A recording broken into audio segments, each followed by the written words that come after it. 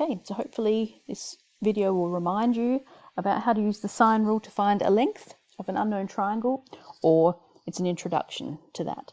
So basically, you can see our sine rule is this one here. It's written twice, one when we've got the unknown angle, the unknown length upstairs, or here if we're finding an unknown angle. So I'll do a second video, show you how to do the angle. Really, we need to make sure that it's all about pairs, right? We want an angle and its opposite length. But before we get into that, what's all the A and the B? So an angle we call capital A, its opposite length here is called little a. We've got an angle B and its opposite length is called little b. All right, so let's get stuck into how we can do that pretty easily. Let's have a look at our first example here. So as you can see, I have an angle and I've got its opposite length. So that's a known pair, which means I'm quite happy I'll be able to use our sine rule, because the angle the length that we want, we also have its opposite angle. Okay, so here we go, pretty straightforward. I like to start with our unknown upstairs, so we're going to have its x all over sine 78. Notice I have not bothered to label A, B, C and so on.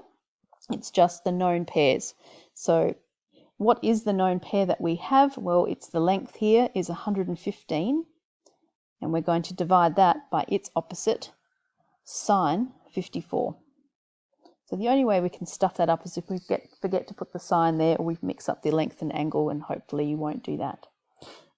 Now it's simple algebra to get x by itself. So we're going to get rid of this divide by sine 78, and the opposite of dividing, I hope you're all saying it with me, is multiplying. So we do that. We make sure that we write this down nicely. So just in case we make an error on the calculation, at least we can still get marks for our working. Okay, so then it's off to the calculator. You do need to make sure that we're in degrees here, so you can go shift, menu, scroll down, and definitely, as we saw on the screen, we're in degrees. If you weren't, you just change it. And we just type in exactly what we see there. So 115 all over sine 54, use your arrow key, times sine 78. Okay, and we end up 139. Done. Okay, let's do one more. So we have a look at this one. Once again, we can see that we have a known pair. So we've got a length and its opposite angle. Now we want to find x, but we can't say it's x over sine 100 because 100 is not opposite our length here. So we need to find that. And you think, uh-oh, it's not there. But we can see pretty easily that we know there's 180 degrees in a triangle. So this angle is going to be 180 minus the 100 minus the 26, which will give us 54.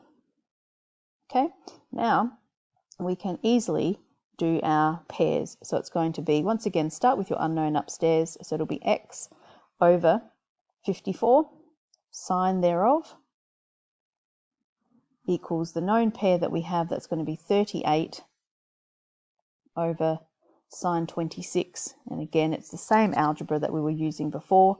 To get rid of my divide by sine 54, we're going to multiply. So it'll be 38 over sine 26 times sine 54. Okay, and off you go to the calculator. Probably switched off by now because you can do this in your sleep. Okay, oops, what have we done there? 38 times sine 54. Bang, we get 70, we're going to say 70.1. And that's pretty much your sine rule, right? All about pairs, and it should be pretty good.